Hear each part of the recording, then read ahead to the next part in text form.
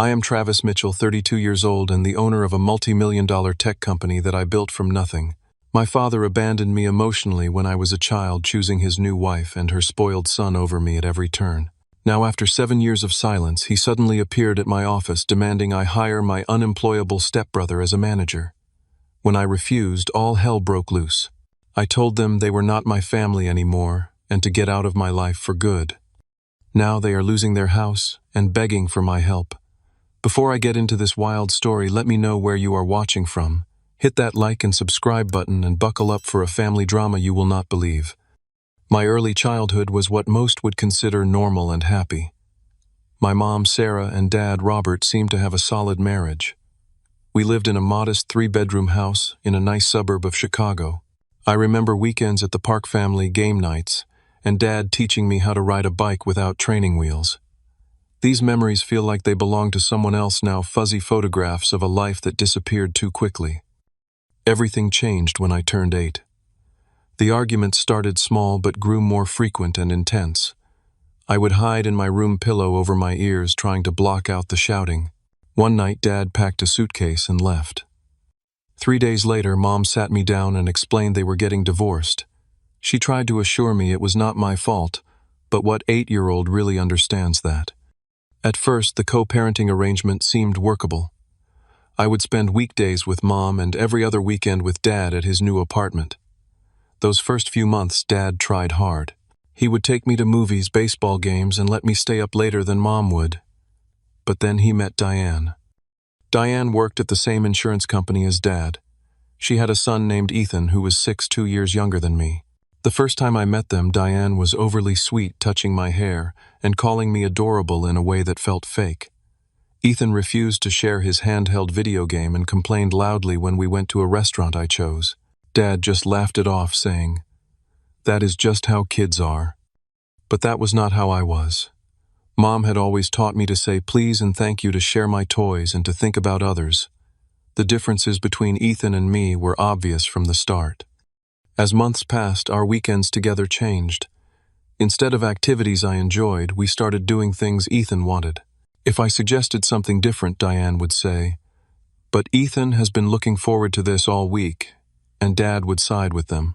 My preferences became secondary, then irrelevant. When I was 10, Dad moved from his apartment into Diane's house in a different school district.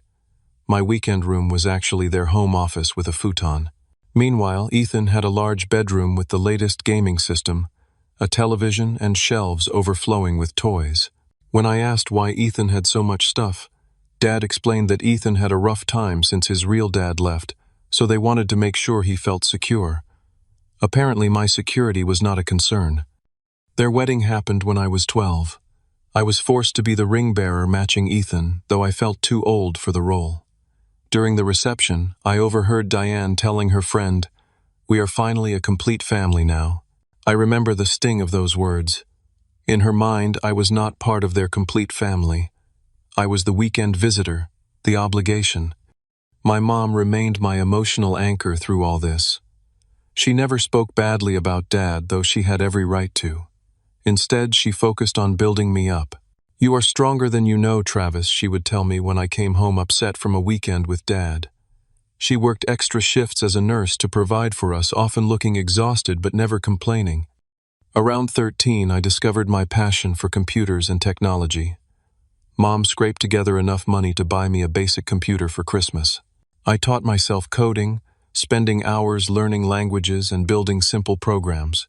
When I tried to show Dad my first successful game, a simple space shooter, he glanced at it for maybe 10 seconds before Ethan demanded attention for his new skateboarding trick. Dad never came back to see the rest of my game. The contrast between how they treated us became more pronounced at holidays and birthdays. On my 14th birthday, Dad and Diane gave me a $25 gift card to a bookstore. That same year, they bought Ethan a $1,000 gaming computer for getting C- grades instead of Ds. "We need to encourage his improvement," Dad explained, when I questioned the disparity. My straight as received a pat on the back and, "That is what we expect from you, Travis." Christmas was no different. My gifts were practical: clothes, school supplies, and occasionally books. Ethan's pile was always massive. The latest electronics, expensive clothes, and whatever fad toys were popular that year. One Christmas when I was 15, Dad forgot to remove the price tags. My gifts totaled less than $100. Ethan's exceeded $2,000. Through all this, I learned self-reliance. I stopped expecting Dad to show up to school events or take an interest in my achievements. I focused on what I could control: my grades, my growing programming skills, and the part-time job I got at 16 working at a local computer repair shop. The owner, Mr. Martinez, taught me hardware basics and became more of a mentor than my father ever was. I built emotional walls to protect myself from disappointment. Whenever Dad would cancel our weekend at the last minute because Ethan has a special event, I pretended it did not bother me. I channeled all my hurt into determination. If I was not going to have my father's support, I would succeed despite him, not because of him. By 16, I had fully embraced my independence. My grades were excellent, I had a small but loyal group of friends, and my skills in computer programming had advanced considerably. I entered a statewide technology competition with a database management system I had developed for small businesses. The finals were scheduled on a Saturday, one of my weekends with Dad. 2 weeks before the competition, I told Dad about it, explaining this was important to me and could lead to scholarship opportunities. He seemed distracted, but nodded and said, "We will try to make it work." A week later, he called to tell me he could not take me because Ethan had a junior varsity basketball game the same day. Not even a championship, just a regular season game where Ethan mostly sat on the bench. "Cannot someone else take him?" "This is really important for my future," I argued. "Travis, you need to understand that family supports each other. Ethan would be devastated if we missed his game. You are more independent. You will be fine going by yourself," Dad replied. Mom took the day off work to drive me instead. I won first place and a $5,000 scholarship opportunity. When I called Dad that evening to share the news, he seemed rushed. "That is great, bud. Hey, Ethan. Scored 6 points today. We are taking him out for a celebration dinner. I will call you tomorrow." He did not call the next day, or the day after. Meanwhile, Ethan's behavior grew worse through his teen years. He got caught shoplifting twice, but Dad paid off the stores to avoid charges. He threw parties when Dad and Diane were away, causing thousands in property damage that Dad quietly repaired. He failed classes because he skipped school, but Dad hired tutors and pressured teachers to give him makeup assignments. The summer before my senior year, I worked 2 jobs to save for college. Dad had promised when I was younger that he had been putting money away for my education. I had no reason to doubt him, though our relationship had deteriorated. I rarely stayed at his house anymore, using work as an excuse to limit our weekends together to occasional dinners. Then came the betrayal that severed what little connection remained between us. 3 months before college applications were due, I asked Dad about the college fund. We were sitting at a Denny's, one of our increasingly rare dinners together. Ethan and Diane had not come. Another boys' night that felt forced and awkward. Dad stirred his coffee for a long time before answering. "There have been some changes to that plan, Travis." "What does that mean?" I asked, already feeling a knot forming in my stomach. "Ethan had that situation last year," he began. The situation was Ethan at 16, taking Dad's car without permission, driving drunk and crashing into a parked vehicle. No one was hurt, but there was significant damage to both cars. The legal fees and settlements were substantial, Dad continued, and our insurance rates skyrocketed. "I had to use the money I had saved for your college." I sat there stunned. "All of it?" "Most of it," he admitted. "There is maybe $1,000 left. So my college fund went to bail Ethan out of trouble. What about his college fund? Did you use that too?" Dad shifted uncomfortably. "Ethan does not have the same academic prospects as you. We decided years ago to invest more in experiences for him rather than college savings." The implications hit me like a physical blow. Not only had my father taken the money promised to me, but he had never even created a fund for Ethan, assuming his son would not need college. Meanwhile, I had worked myself to exhaustion, maintaining perfect grades specifically to earn scholarships to supplement what I thought Dad was saving. "You promised me," I said, my voice shaking. "I have been counting on that money." Ethan needed it more, Dad replied defensively. You are smart. You will get scholarships. Ethan needed legal help or his future would be ruined. And my future does not matter, I asked. That is not what I am saying. You have always been the responsible one, the independent one. You will figure it out. I walked out of the restaurant without another word. I had become the responsible one because I had to be. I had become the independent one because I could not depend on him. And now, I was expected to figure it out because my stepbrother's drunk driving was apparently more important than my education.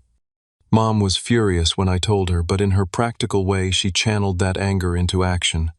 We spent weeks applying for every scholarship we could find. I worked even more hours, often coming home after midnight to finish homework. I applied for student loans knowing I would be paying them off for years. In the end, I cobbled together enough through scholarships, loans, and my savings to attend a state university with a strong computer science program. It was not my dream school, but it was a path forward. Dad's communication during my college years was minimal. A text on my birthday, a generic Christmas card with no personal note. When I made the dean's list every semester, there were no congratulations. When I won a coding competition that came with an internship at a respected tech firm, I did not even bother telling him. Ethan, meanwhile, enrolled in and dropped out of 3 different colleges.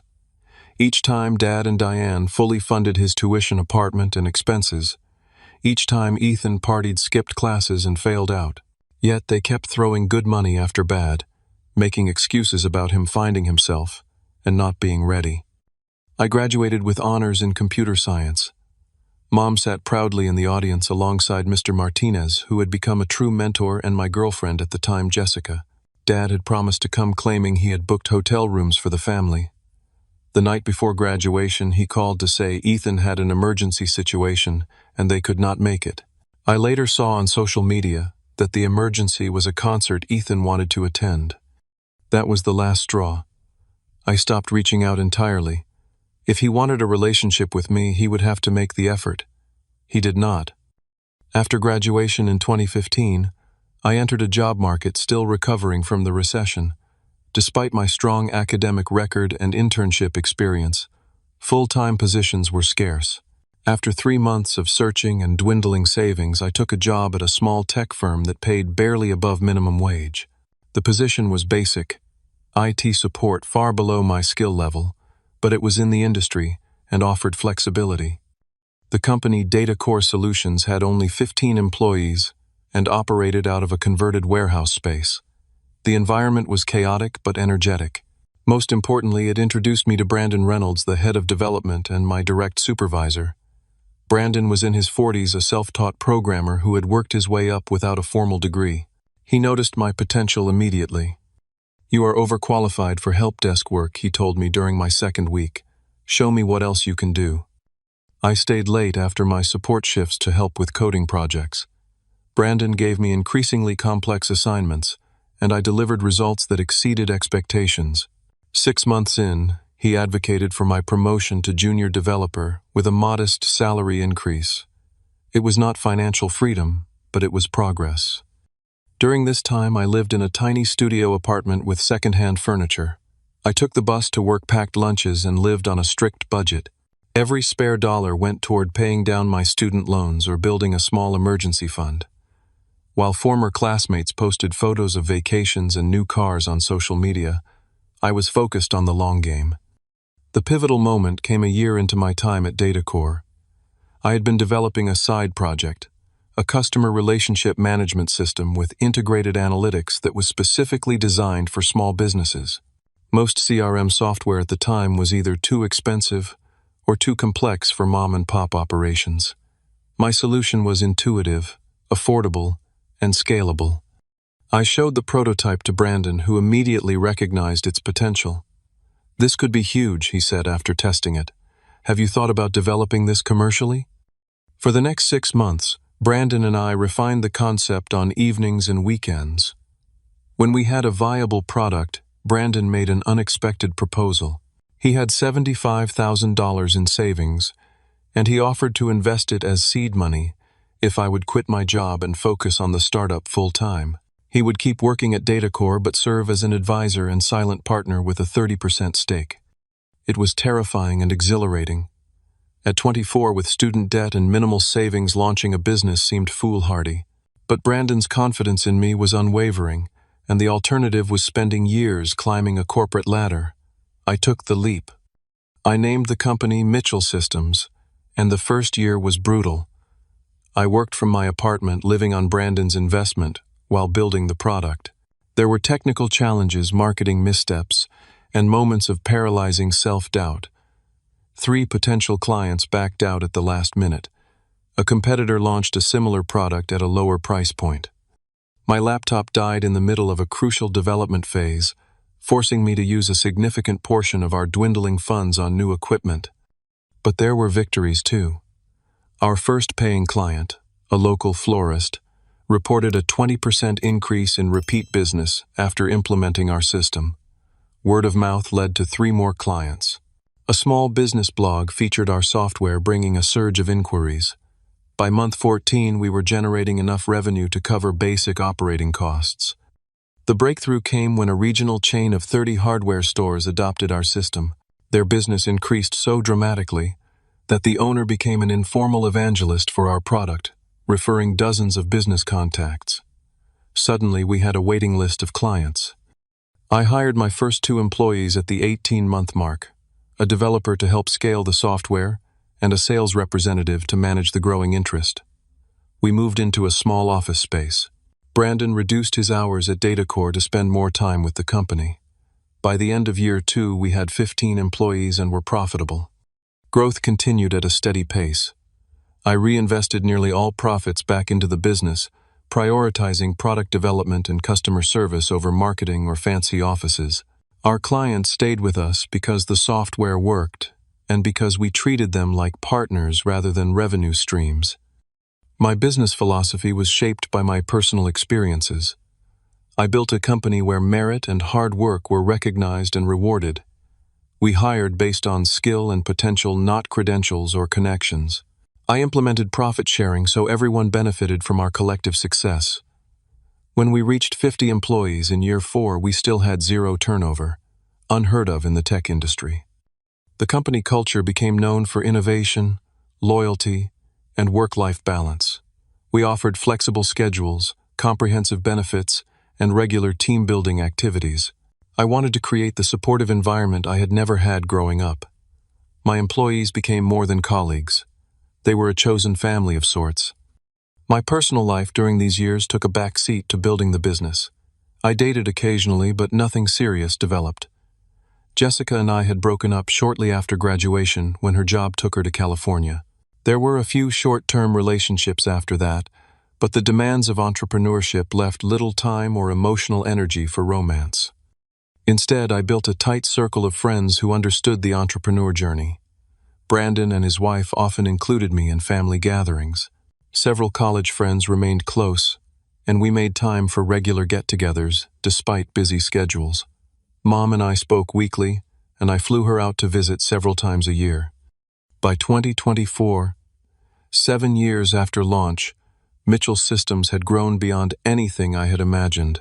We employed over 70 people, our software served more than 3,000 businesses across the country, and the company valuation reached $20 million. Industry publications recognized us as an innovative leader in small business solutions. Larger corporations had made acquisition offers, which I politely declined. My personal financial situation had transformed as well. After years of modest living, I finally purchased a house. Not a mansion, but a comfortable 4-bedroom home in a good neighborhood with a dedicated office space. I paid off my student loans in full. Most importantly, I set up Mom for retirement, buying her a condo near me and creating an investment account that would ensure she never had to worry about money again. "You did not have to do this," she protested when I showed her the condo. "You worked double shifts for years to support us," I reminded her. "You never gave up on me. This is the least I can do." Through all these years of building and growth, there was no contact with Dad, Diane, or Ethan. The last I had heard through mutual connections was that Ethan had been working at a car dealership but got fired for showing up late repeatedly. Dad was still at the same insurance company, having made it to middle management but no further. They had moved to a larger house in an affluent suburb, living beyond their means as usual, I assumed. I did not think about them often. I had built a life that was entirely separate from my childhood wounds, or so I thought, until my phone rang one ordinary Tuesday afternoon, and I saw my father's name on the caller ID for the first time in 7 years. The call came while I was reviewing quarterly projections with my finance team. I excused myself, stepping into my office with a strange tightness in my chest. For a moment, I considered letting it go to voicemail, but curiosity won out. "Hello," I answered, keeping my voice neutral. "Travis, it is your dad." His voice sounded older, but the familiar tone brought back a flood of unwanted memories. "Yes, I know. What is it?" I asked, not bothering with pleasantries. "I was hoping we could catch up. It has been too long."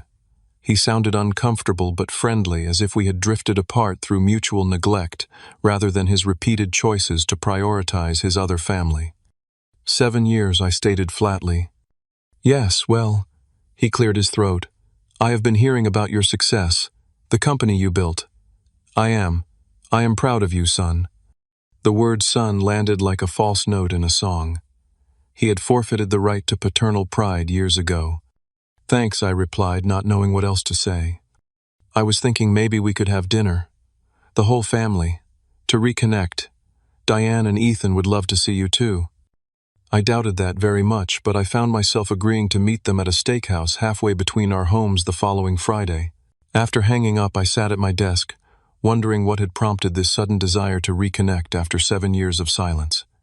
The days leading up to the dinner were filled with uncharacteristic anxiety. I mentioned the upcoming reunion to Mom during our weekly call. "Are you sure about this, Travis?" she asked, concern evident in her voice. "Not really," I admitted. "But I am curious about why he reached out now." "Just protect yourself," she advised. "You have built a good life. Do not let them disrupt that." Friday arrived, and I drove to the restaurant with a knot in my stomach. I deliberately arrived 10 minutes late, not wanting to sit alone waiting for them. They were already seated at a corner table, Dad, Diane, and Ethan. Dad stood as I approached awkwardly, extending his hand before shifting to a half-hug that I stiffly accepted. He had aged considerably, hair now fully gray, deeper lines around his eyes, and a slight paunch that strained his button-down shirt. Despite the physical changes, he wore the same aftershave, triggering memories I thought I had buried. "You look great, Travis," he said, eyeing my tailored suit and watch. Diane rose next, her dyed blonde hair and excessive jewelry unchanged. "Oh, Travis, look at you all grown up and successful." She attempted to kiss my cheek, but I subtly shifted so she caught mostly air. Her perfume was overwhelming. Ethan remained seated, offering a curt nod. He had gained significant weight, his face puffy and complexion poor. His designer polo shirt had a small stain on the collar, and his handshake was limp when he finally extended it. "Nice to see you all," I lied, taking my seat and immediately reaching for the water glass. The initial conversation was painfully artificial. Questions about my company that showed they had researched it but understood little about what we actually did. Comments about the weather, the restaurant, the traffic on the way over. Dad mentioned mutual acquaintances I barely remembered. "Bill Johnson's son. You remember him from the neighborhood. He just made partner at his law firm," Dad said with emphasis, as if drawing a comparison to my achievements. "That is great," I replied without interest. I had not thought about the Johnsons in 15 years. A waiter came to take our orders, providing brief relief from the strained conversation. I noticed Dad ordering an expensive bottle of wine without checking the price, unusual for a man who had always complained about restaurant markups. As appetizers arrived, Diane took control of the conversation. "We always knew you would do well, Travis. Even when you were little, Robert would say, 'That boy is going places.' We talk about you all the time." The revisionist history was jarring. In their version, they had always supported me, always believed in me. Dad nodded along, adding, "The way you picked up computers so quickly." I told my colleagues at work, "My son is a natural." I let the lies stand, curious to see how far they would take this fabricated narrative. Between comments, I observed their interactions. Dad deferred to Diane on most topics. Ethan checked his phone, constantly contributing little beyond complaints about the service and food. So, Travis Diane continued, leaning forward. Tell us about your company.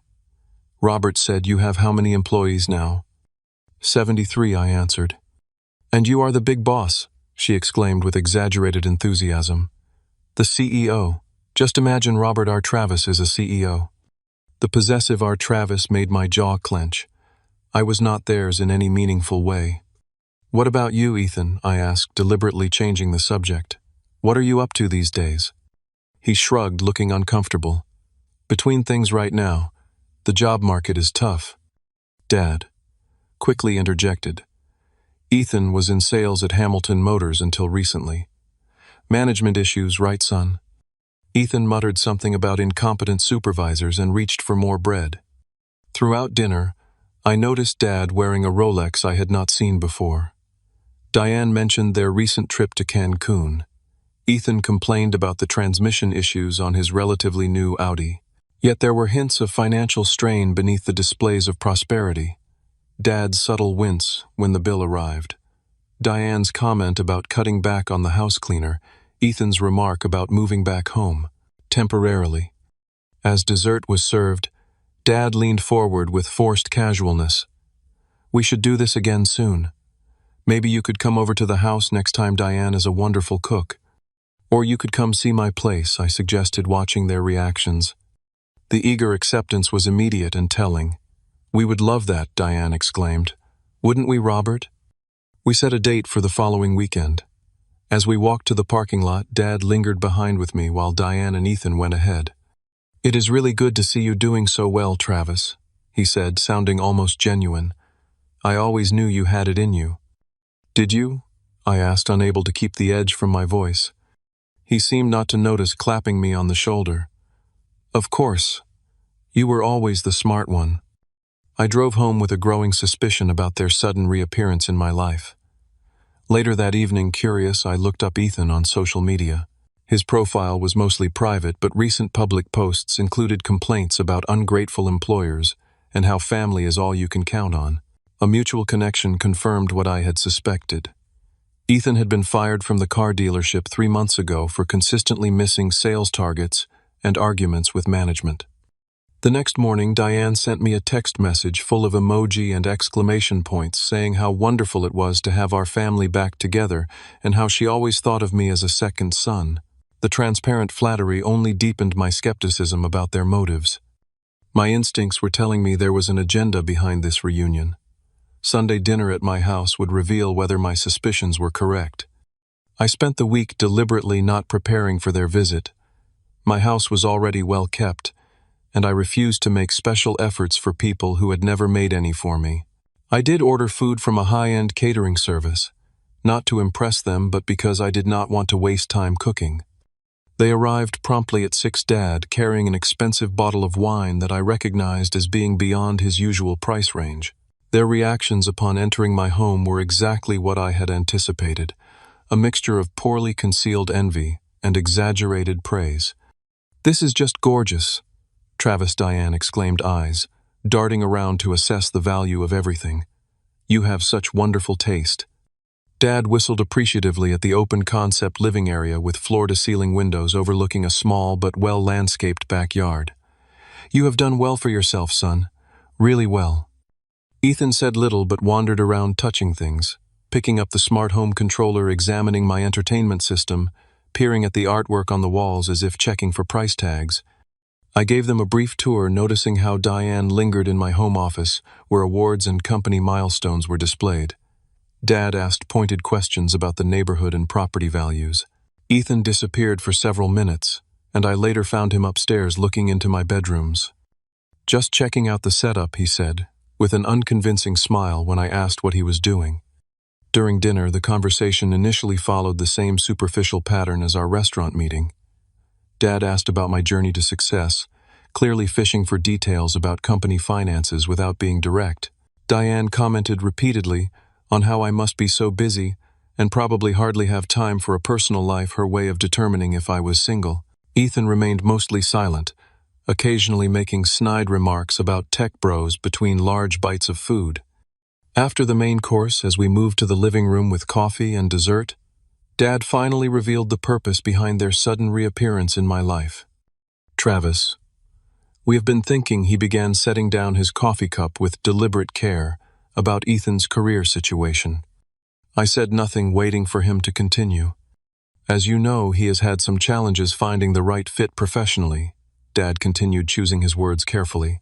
And it occurred to us, with your company doing so well and clearly in need of good people, that there might be an opportunity there. An opportunity, I repeated, keeping my expression neutral. Yes, Diane jumped in enthusiastically. Ethan has always had such people skills. He would be perfect in management. I turned to look at Ethan, who suddenly sat up straighter. You want a job at my company? Not just any job, Dad clarified. We were thinking something in management, maybe operations director or sales manager, something that uses his interpersonal abilities. The audacity was breathtaking. After 7 years of no contact, they expected me to hand Ethan, who could not hold down a basic sales job, a high-level management position in the company I had built from nothing. What is your management experience, Ethan? I asked calmly. He shifted uncomfortably. I supervised 2 junior salespeople at Hamilton for a while. Before you were let go, I added. His face flushed. That was political. The sales director had it out for me. And before that, the other jobs. Dad interjected before Ethan could answer. Look, Travis, everyone has setbacks. The point is, we are family. Family helps family. You are in a position to give Ethan the opportunity he needs to really shine.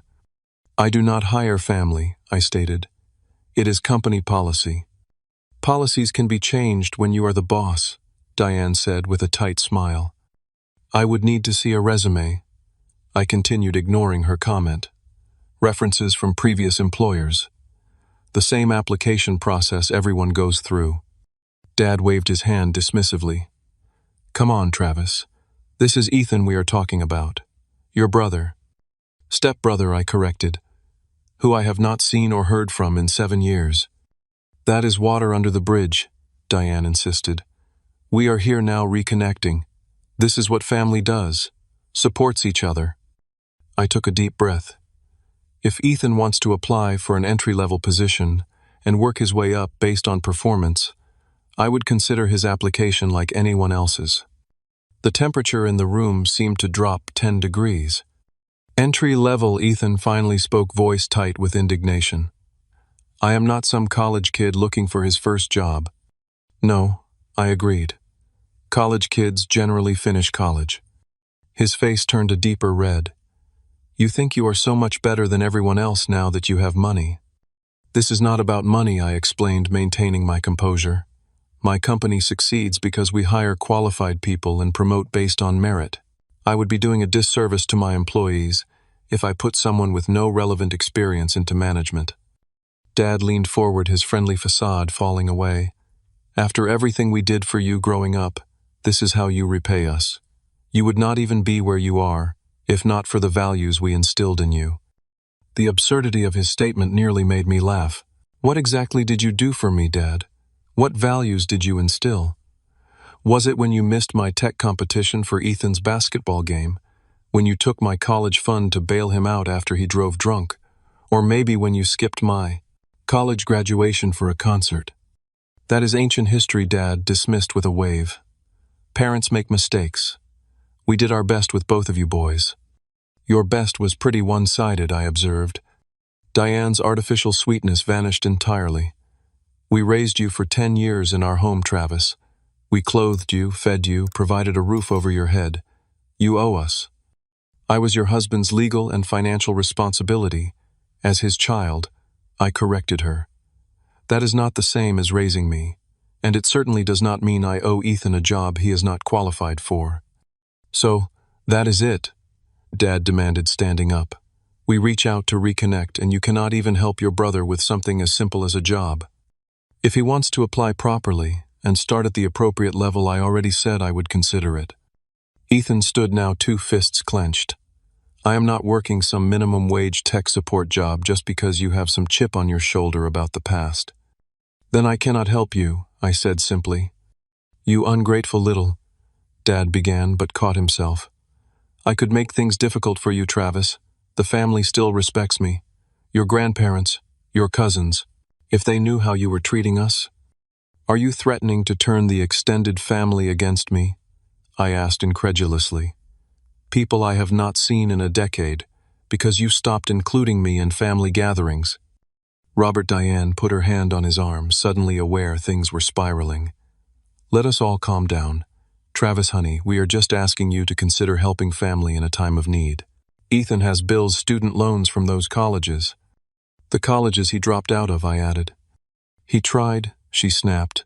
Not everyone is like you. Some people need more support, more chances. I agree, I said, standing as well. And he has had dozens of chances, from you, but not with my company. Not with the livelihoods of 73 people who depend on competent leadership. Dad pointed his finger at me. You listened to me. After everything I sacrificed for you growing up. That was the breaking point. Sacrificed. What exactly did you sacrifice? You chose your new family over me at every opportunity. You abandoned me emotionally, then financially. You made it crystal clear that Ethan was your priority, your real son. And now you show up after 7 years of silence because you want something. This discussion is over. I think you should leave. Diane attempted one last approach, tears suddenly appearing on command. We are just trying to be a family again. We were never a family, I said quietly. You made sure of that a long time ago. Please leave. They gathered their things in stony silence. At the door, Dad turned back. This is not over, Travis. You will regret turning your back on family. After they left, I poured myself a drink and sat in the sudden quiet of my living room. I had expected some kind of ulterior motive, but the sheer entitlement had still managed to shock me. What I did not anticipate was how quickly they would escalate the situation. The week that followed was a barrage of increasingly hostile messages. It began with guilt-tripping texts from Diane about how I had broken your father's heart and destroyed Ethan's last hope. When those went unanswered, Dad's messages became more aggressive, invoking obligations and debts I supposedly owed them. After everything we did for you, this is how you repay us. By spitting in our faces, one message read. Ethan's contribution was a rambling, profanity-laced voicemail about how I thought I was too good for family now, and how my success was just lucky timing rather than skill or hard work. I blocked their numbers after 3 days of this, but the harassment continued through email and even LinkedIn messages. Dad somehow obtained my assistant's contact information and began leaving messages with her, each one marked family emergency. The situation reached its breaking point on Thursday morning.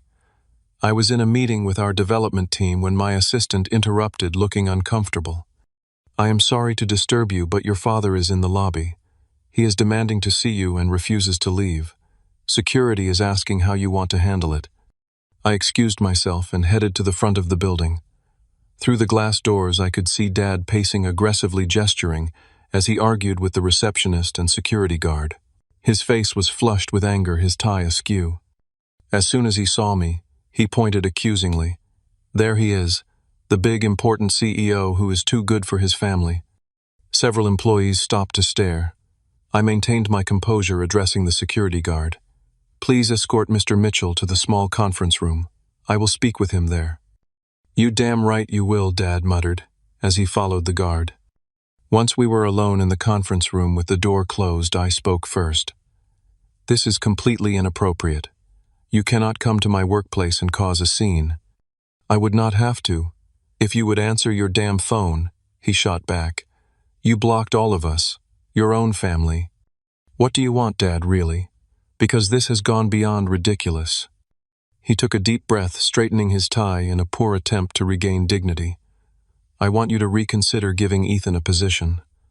A real position, not some entry-level nonsense. That is not happening, I stated firmly. And showing up here like this only confirms I made the right decision. Then I have no choice, he said, his voice suddenly cold. As of this moment, you are no longer my son. You are dead to me and this family.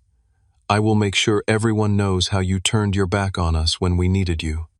I should have felt something at these words. Hurt, anger, loss. Instead, I felt an unexpected sense of clarity and release. "You cannot disown someone who stopped being your son years ago," I said quietly. "You made your choice a long time ago, Dad. You chose Diane and Ethan. You traded me for your new family the moment they came into your life.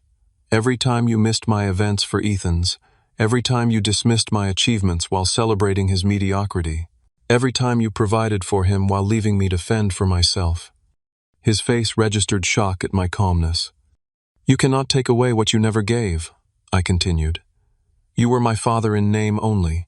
Brandon Reynolds has been more of a father figure to me in 7 years than you were in 20. So go ahead, tell the extended family whatever story makes you feel better. The people who matter in my life know the truth." "You ungrateful little—" He began rising from his chair. "This conversation is over," I cut him off. "Security will escort you out.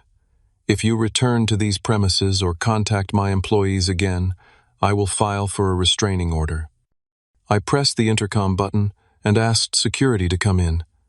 Dad continued to shout as they led him away, but his words no longer had any power over me. I had finally said what I needed to say after all these years. I called an emergency meeting with our HR director and security team. We implemented protocols to prevent further disruptions.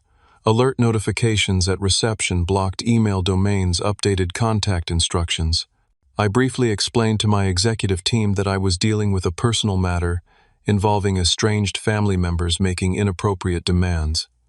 "Your family is trying to get jobs here," my operations director asked, confused. "They are not my family," I replied. "Not in any way that matters." The aftermath continued for several days. Diane left tearful voicemails on my home phone.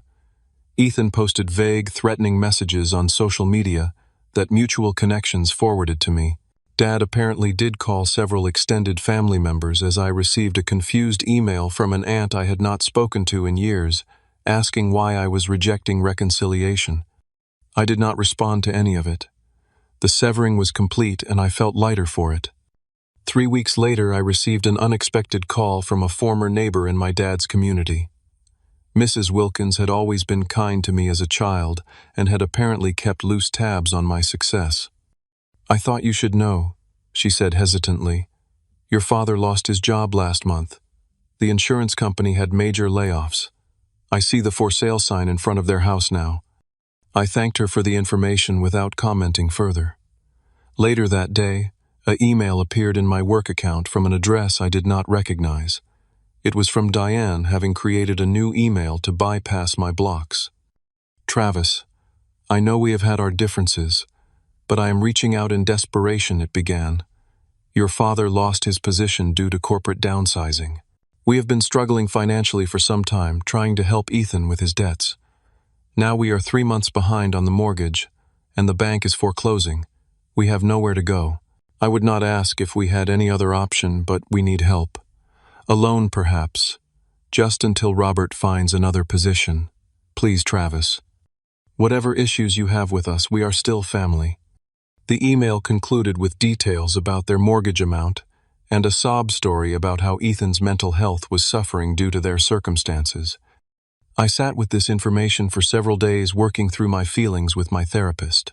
Part of me felt a vengeful satisfaction. They were facing consequences for years of financial mismanagement and enabling Ethan's irresponsibility. Another part felt a pull of guilt.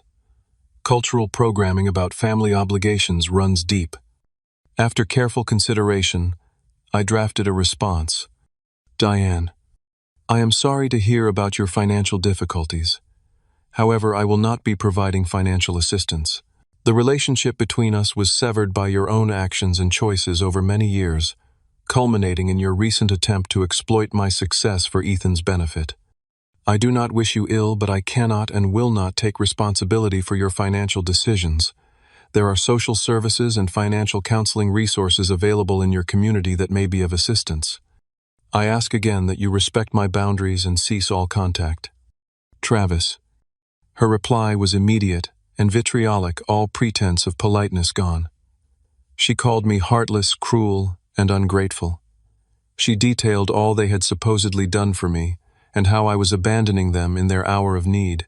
The final line read, You will regret this when we are living in our car, and your father has a heart attack from the stress you caused." I did not respond. Instead, I blocked the new email address and instructed my IT team to implement stronger filtering.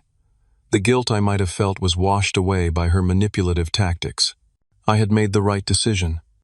That night I called Mom and told her everything that had happened. She listened without interrupting, then sighed heavily. "You know, Travis, for years I was careful never to speak badly about your father. I wanted you to form your own opinions. But I will say this now. You did the right thing. You owe them nothing. Your responsibility is to your own well-being and the company you built."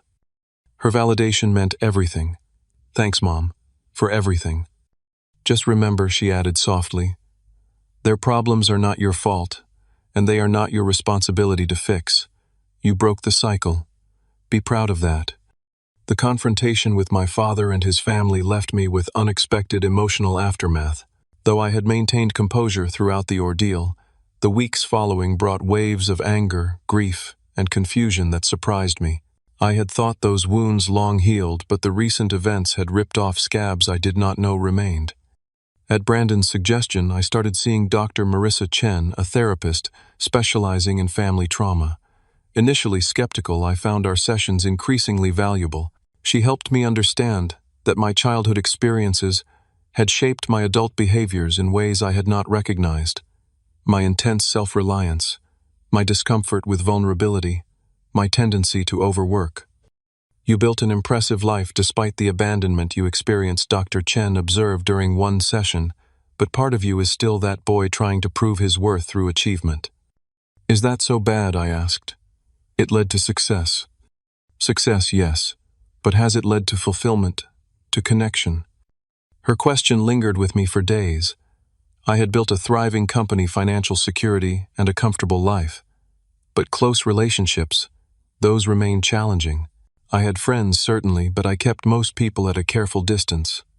Romance had been a series of short-term connections that fizzled when they became too intimate. Over 6 months of therapy, I began addressing these patterns. I learned to recognize when I was retreating into work to avoid emotional discomfort. I practiced setting boundaries without building walls. Most importantly, I started to internalize that my father's abandonment reflected his failings, not mine. During this period of personal work, I deepened my relationship with my mother.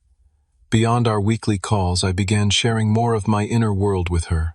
One weekend, I flew her to Chicago and showed her the company I had built, introducing her to my team and showing her the impact of our work. "I always knew you would do something extraordinary," she said, eyes shining as she toured our offices. "But more than your success, I am proud of the man you have become.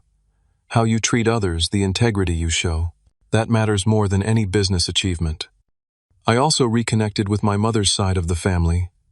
Cousins, aunts, and uncles I had fallen out of touch with during my years of intensive company building. My cousin Jake and I discovered a shared interest in hiking, leading to monthly excursions in nearby state parks. My Aunt Patricia, Mom's sister, invited me to family gatherings I had previously declined due to work commitments. I began attending, finding unexpected joy in these connections. Meanwhile, Mitchell Systems continued to thrive.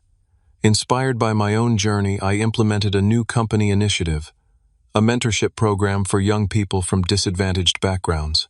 We partnered with local high schools and community colleges to identify students with aptitude but limited resources, offering internships, training, and scholarship opportunities. The program's first cohort included 17-year-old Marcus, whose single mother worked 2 jobs to support their family. His enthusiasm for coding reminded me of myself at that age, but unlike me, he would have guidance and support on his journey. Watching him flourish under our lead developer's mentorship brought a satisfaction different from any business achievement. Through mutual connections, I occasionally heard updates about my father's family. They had indeed lost their house, downsizing to a small apartment in a less affluent neighborhood. Dad found employment at a much smaller insurance agency with a significant pay cut. Ethan was working retail at an electronics store, ironically one that sold our company's point-of-sale software. There was a certain symmetry to it all, though I took no pleasure in their difficulties. The anger I had carried for so long gradually transformed into something else. Not forgiveness exactly, but a kind of release. They no longer occupied significant space in my thoughts. I had stopped checking for messages from them or worrying about potential confrontations. The power they once held over my emotions had dissipated. This emotional freedom created space for new connections. At a tech conference in Boston, I met Alexis Raymond, a brilliant software engineer who had founded her own educational technology startup. Unlike previous relationships where I had kept parts of myself carefully guarded, I found myself sharing my full story with her: the childhood abandonment, the recent confrontation, the healing journey. "That explains a lot about your company culture," she observed after listening intently. "You built the supportive environment you never had." Our relationship developed slowly but deeply. For the first time, I was with someone who saw all of me: the successful CEO and the wounded child, the confident leader and the man still learning to trust.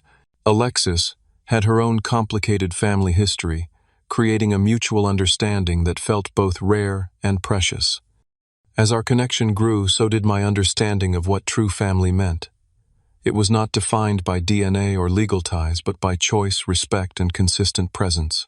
My chosen family included Brandon and his wife, who had believed in me when I had nothing but an idea. It included my core team at Mitchell Systems, who had been there through the lean early days. It included Mom, who had sacrificed everything to give me stability. And now it included Alexis, who loved me not despite my complicated history, but with full awareness of it. One Sunday afternoon, nearly a year after the final confrontation with my father, Alexis and I were having brunch with Mom and Brandon's family. Looking around the table at these people who had chosen to be in my life, who had earned their place through loyalty and love, I felt a profound sense of peace. "You know," I said to Alexis later that evening as we walked along the lakefront, "I spent so many years thinking I needed to heal from being unwanted. But that was never true. I was wanted, just not by him. And that was his loss, not mine." She squeezed my hand.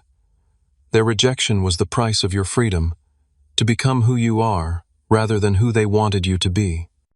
In that moment, I realized the greatest gift of this difficult journey: the freedom to build a life on my own terms, guided by values I had chosen rather than inherited. If and when I became a father myself, I would break the cycle completely, creating a home where love was unconditional, where achievement was celebrated but never required for belonging, where family meant showing up consistently, not just when you needed something. The company continues to grow, but my sense of identity is no longer exclusively tied to its success. I have discovered joy in the spaces between achievements. In Sunday, hikes with my cousin, in teaching Marcus to drive, in quiet evenings with Alexis discussing books rather than business. The path forward is not without challenges. Old habits of self-protection emerge occasionally. The impulse to retreat into work during emotional stress requires conscious resistance. But the difference now is awareness. I recognize these patterns as remnants of old wounds rather than fundamental truths about who I am. If there is wisdom I have gained from this journey, it is this: family is not an obligation, but a privilege earned through love, respect, and consistent care. Blood ties may determine our beginnings, but they need not define our entire story. We have the power to choose who belongs in our lives, to build connections based on mutual value rather than obligation. The greatest act of self-love sometimes is walking away from those who cannot see your worth, creating space for those who can. And the most profound healing comes not from changing others, but from changing the stories we tell ourselves about what we deserve. So what is your experience with family relationships? Have you ever had to set difficult boundaries with relatives? Hit like and subscribe if this story resonated with you, and share in the comments below how you have navigated complex family dynamics in your own life. Remember, creating your chosen family might be the most important work you ever do. Thank you for listening to my story, and may you find the courage to write your own on your terms.